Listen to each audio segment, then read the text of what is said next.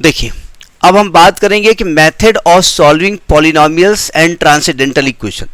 हम जैसे हमने बताया कि भाई कितने मेथड होते हैं, बहुत सारे मेथड आपने अभी देखा, तो उनमें से हम किसी पॉलिनोमियल किसी ट्रांसेंडेंटल को सॉल्व करने का हम आपको डायरेक्ट मेथड बताएंगे। ठीक है, डायरेक्ट मेथड ज़्यादातर पॉलिनोमियल में लगेगा। ठीक है, तो आप जानते हैं कि मान लेते हैं ये जो हम बताने जा रहे हैं क्लास 10th का है कॉन्सेप्ट।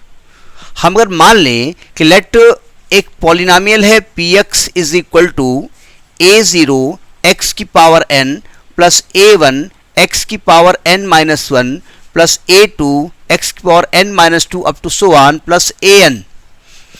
इसको पॉलिनोमियल बोलें या इसको इक्वेशन बोलें? क्या इसको इक्वेशन बोला जा सकता है?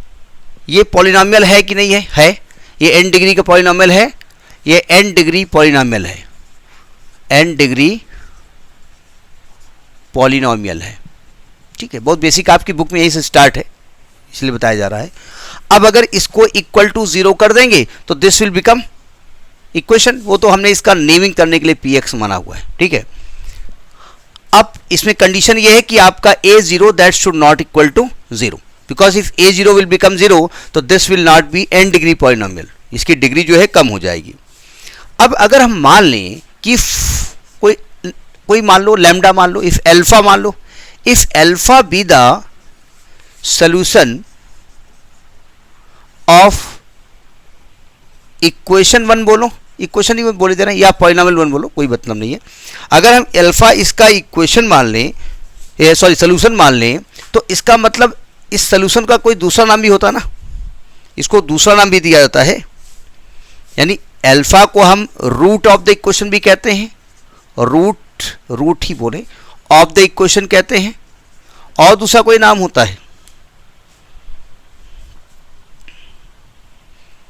जीरोज ऑफ द इक्वेशन भी कहते हैं इसको, जीरोज ऑफ द इक्वेशन। ये 9th क्लास में आपने पढ़ा होगा, इसे जीरोज कहा जाता है।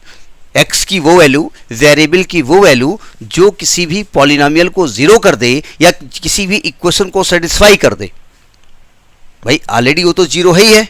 If any value is satisfying this equation that is called solution of that equation, that is called root of the equation, that is called zero of the equation. इसका मतलब ये हुआ कि ये सोल्यूशन कब होगा? इफ अगर मैं x को लैम्डा कर दूं, p लैम्डा, वो जीरो हो जाए, तभी तो होगा ना, नहीं होगा। और अगर ग्राफ की बात करें, अगर हम y is the function of x, इसको fx भी मान सकते हैं या px मान सकते हैं, अगर मैं x और y के बीच में ग्राफ खींचूं तो ग्राफिकली हम जानते हैं कि अगर कोई ग्राफ मान लिया ऐसे बन रहा है, ठीक है, तो x देखो, ये y इसका सोल्यूशन है, इसको y माना है ना आपने, तो x की वो वैल्यू जो y को जीरो कर दे, x की वो वैल्यू जो y को जीरो कर दे, वो इसका जीरोस कहलाता है। यही आप कहते हैं ना, दोज वैल्यूज ऑफ x। जैसे हमने आपको बताया, मान लिया बोला 2x माइनस 1 बराबर 0, और मैं कहूं इसका जीरोस क्या होगा, तो आप यहां से x का मान निकाल लो, x इज इक्वल टू 1/2। अगर आप ग्राफ खींचेंगे तो जब 1/2 आप लिखेंगे x की वैल्यू, तो वहां y पर y क्या होगा? 0 होगा। अगर इसका ग्राफ खींचेंगे तो कुछ ग्राफ ऐसे मिलेगा ना आपको, तो आप देखेंगे x is equal to half पे ये y 0 होगा। तो ग्राफिकली का मतलब अगर हम x और y के बीच में ग्राफ खींचें तो जहां जहां पर x को वो इंटरसेक्ट करेगा वहां पर वैल्यू ऑफ y 0 होगी, उसी को हम जीरोस कहेंगे ग्राफ के हिसाब से। ठीक है, तो डायरेक्ट मेथड का मतलब होता है जहां पर x की डायरेक्ट वैल्यू आप निकाल सकते हैं, यहां डायरेक्ट निकाल सकते हैं आप। जैसे मैं एक एग्जांपल ले लूं कि भाई, जैसे मैं एक एग्जांपल ले लूं कि कोई लीनियर इक्वेशन हमारे पास है, कोई लीनियर इक्वेशन है, मान लेते हैं एक लीनियर इक्वेशन में लिया, हमने लिखा a0 x plus a1 is equal to 0, x is a variable, यहां हमने कहा x इज अ वेरिएबल। मैंने कहा ठीक है, x को सॉल्व करिए, तो आप कहेंगे x is equal to minus a1 upon a0, तो it is direct method, direct हम निकाल सकते हैं। सिमिलरली मैं आपको दूसरा मैं एग्जांपल कर देता हूं कि if you are taking the quadratic equation ax square plus bx plus c, और हमने कहा डायरेक्टली यू सॉल्व इट, मतलब डायरेक्टली आप x की वैल्यू बताओ जो इसको सेटिस्फाई कर दे, तो आपने कहा वी फैक्टराइज इट, हम इसको फैक्टराइज कर देंगे। हमने कहा भाई मान लिया आपको क्वेश्चन दे दिया हमने 3x square plus 5x plus 2 बराबर 0, तो हमने कहा इसको सॉल्व करिए।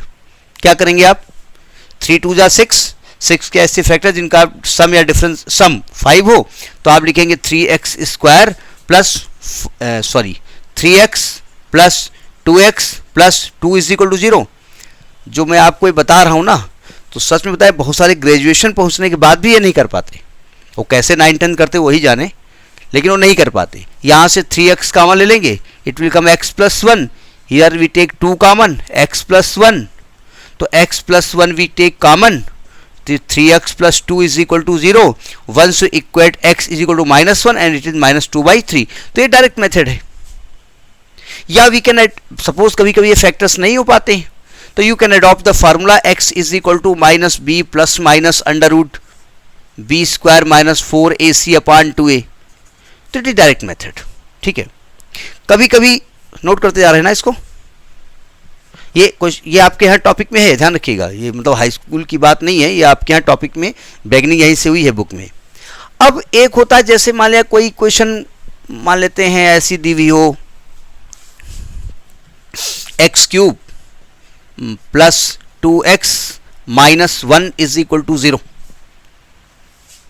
अब हमने कहा डायरेक्ट मेथड से बताओ इसको, तो आप डायरेक्ट फैक्टर तो कर नहीं सकते, तो आपने रिमाइंडर थ्योरम पढ़ी होगी, तो वहां से इसको हम सॉल्व कर लेते थे। ठीक है, तो ये इक्वेशंस हम डायरेक्ट मेथड से सॉल्व करना सीखे थे। लेकिन अभी क्या होगा, कुछ ऐसे इक्वेशंस आएंगे जिनको डायरेक्ट मेथड से हम सॉल्व नहीं कर पाएंगे, x³ नहीं निकाल पाएंगे, उसके लिए हम आगे और मेथड सीखेंगे। ठीक है, तो इसको पहले देखिए, फिर हम बात करते हैं किसी और मेथड की।